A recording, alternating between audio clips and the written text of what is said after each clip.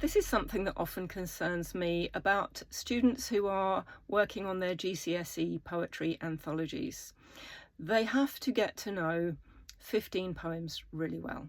They have to learn about the poems, they need to understand the form, the language, the poetic devices that the poet has used, and some context.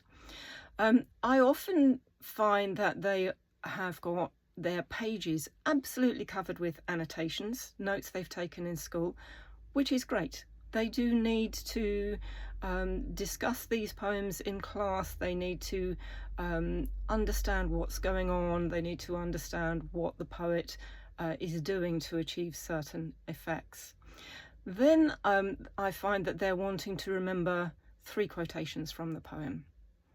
What tends to get lost in the middle of all this is the importance of knowing the poem itself. And the way to do that is really quite simple. It's reading the poem over and over and over and over, ideally on a clean sheet of paper or a clean screen, rather than one that's all busied with annotations and underlining and highlighting and all of that.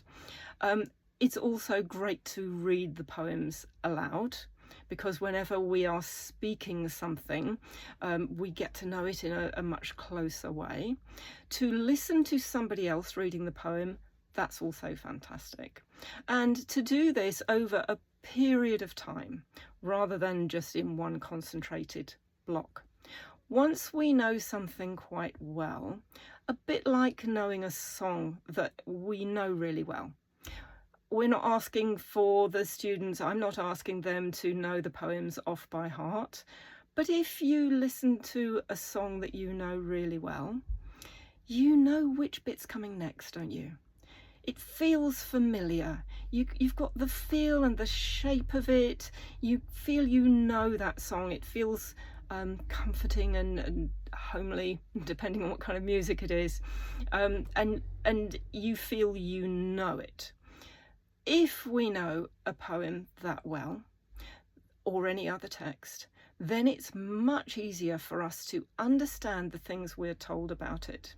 And also we then have a personal experience of the effect of the different devices and techniques that the poet has used. So this is always my advice to students, to read the poems over and over, maybe to set themselves a little bit of a schedule. So they might read 1 poem a day for each working day, and do that for 3 weeks. Then they've read each of the poems and then start again.